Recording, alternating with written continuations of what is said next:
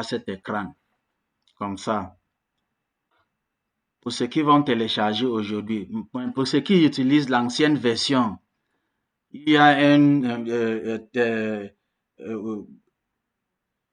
une boîte dialogue qui va apparaître comme ça là, avec petite information, les vidéos d'introduction dans Power BI que tu peux accéder pour voir. Mais si tu viens de télécharger Power BI, tu vas avoir cette interface ici comme ça. Si tu as ça ici, tu vas juste cliquer ici, nouveau rapport. Tu vas cliquer sur nouveau rapport. Ça va t'amener, ça va ouvrir le nouveau rapport pour toi. Bon, ici, pour comprendre Power BI, il faut comprendre d'abord cette interface ici. À gauche, ici, on a deux visuels ici à gauche. À gauche, on a deux visuels. Premier, c'est affichage du rapport. Premier visuel ici, c'est l'affichage du rapport. C'est tout à fait là où on va développer le rapport, on concevoir le rapport Power BI. Dans l'affichage du rapport ici.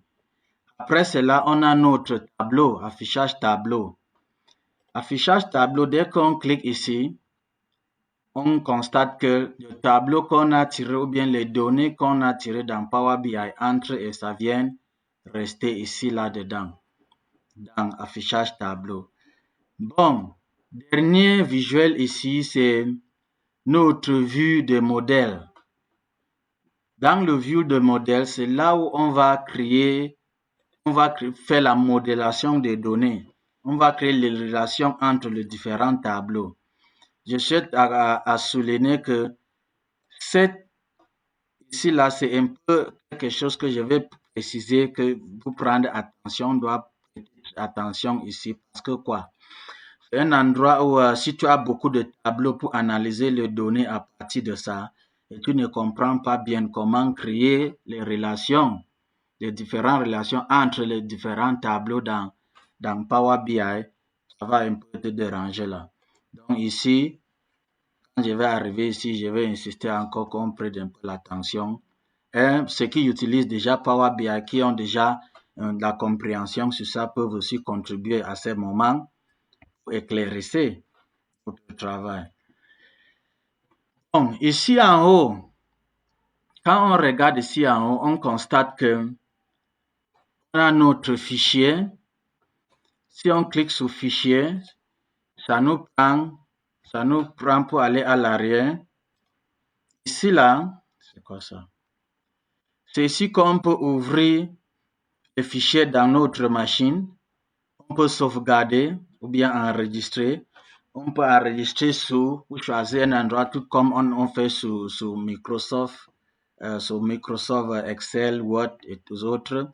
On peut partager ce qu'on a travaillé sur notre projet. On peut aussi obtenir les données à partir d'ici.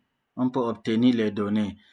Et on peut importer les données dans Power BI à partir d'ici. On peut exporter. Si on a déjà fini notre travail, on clique ici pour exporter, soit sur un fichier template Power BI pour envoyer à quelqu'un, soit on peut exporter sur PDF pour utiliser dans le rapport, prendre les photos sur ça, utiliser dans le rapport, bien juste envoyer. Pour publier sur web, c'est ici qu'on va passer, publier sur web. Et les paramètres, on vient d'ici pour paramétrer Power BI. On descend ici sur options et paramètres. Et après, on va monter encore sur options. Sur options ici, il y a beaucoup qu'on peut faire. Mais pour l'instant, on ne va rien toucher ici. On va utiliser les programmations défaut par défaut là-bas. Tout ce qui est défaut là-bas, c'est ce qu'on va utiliser. Là, ici, il y a beaucoup qu'on peut changer. Donc, parfois que tu développes les visuels, comme ceci, comme ce qu'on a vu là, dans notre rapport, le cartographe. Bon, ça refuse d'afficher le cartographe. Ça te dit que il y a le paramétrage qui est désactivé là. Tu dois revenir ici, pour le cartographe, venir dans sécurité. Tu viens ici dans les paramètres globaux, tu descends dans sécurité. Dans sécurité, tu vas encore descendre. Tu vas descendre jusqu'à tu trouves ça. Map and Field Visuals. Dès que tu trouves cette option, tu vas maintenant cliquer sur, tu vas accrocher sur ça pour que ça te donne l'opportunité que tu peux visualiser les cartographes sur Power BI. Parce que souvent c'est désactivé. Bon, quand tu télécharges Power BI la première fois, pour la plupart c'est désactivé. C'est toi qui dois activer ça manuellement. Donc il faut déjà faire ça parce que on va utiliser ça. Il faut descendre là-bas, utiliser les visuels et les cartes de cartes remplies. Il faut crocher sur ça une fois parce qu'on va quand même utiliser cette fonction. Bon, après ça, si c'est compris, tu cliques sur OK. Si tu es fini avec ça, tu cliques sur OK. Tu cliques sur OK. On revient sur l'interface principale.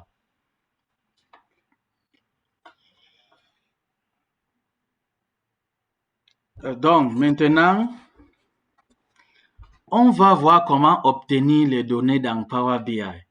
Pour obtenir les données dans Power BI, il y a plusieurs méthodes pour obtenir les données dans Power BI. Quand on vient d'ici, on trouve ce bouton « Obtenir les données ». Dès qu'on clique sur ça, on constate que on peut obtenir les données à partir de documents Excel, soit classeurs Excel. On peut obtenir les données le modèle thématique Power BI, les différents thématiques Power BI, on peut obtenir les données flux. Les données flux, data flow qui viennent de différentes bases de données, je n'ai jamais utilisé ça. Dataverse, pour ceux qui utilisent Dataverse, pour ceux qui utilisent SQL, ils peuvent aussi télécharger les données dans Power BI à partir de cela.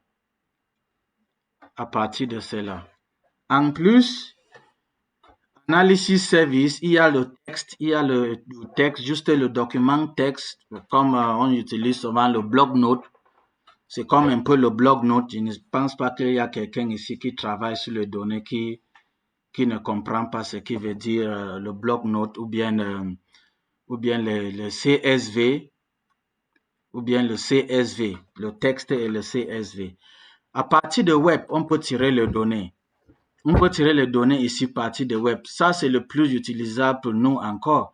En dehors de classeur Excel, tirer les données aussi à partir de web, c'est une des méthodes les plus utilisées. Surtout pour les organisations qui utilisent Kobo, Comcare, ODK comme leur base de données. Ils peuvent venir avec les données comme ça. En dehors de ça, il y a plus que tu peux voir là-bas, mais on ne va pas entrer là. Toutefois, ici, tu peux cliquer ici pour venir avec les données dans Excel. Pour ceux qui sont carrément nouveaux, ici, tu peux cliquer là-bas, tout comme tu peux cliquer ici pour rapidement venir avec les données dans Excel ou bien dans SQL. Tu peux faire ça ici. En plus, tu peux entrer, saisir tes données dans Excel, tout comme dans Power BI, tout comme on saisit les données dans Excel, tu peux saisir les données ici. Juste cliquer ici, un petit fichier va ouvrir comme ça. Tu commences à ajouter les colonnes comme ça entre les données participants.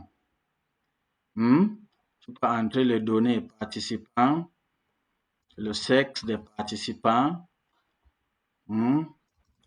âge des participants. Tu peux faire ça juste comme ça et ça va réussir à analyser toutes d'autres données.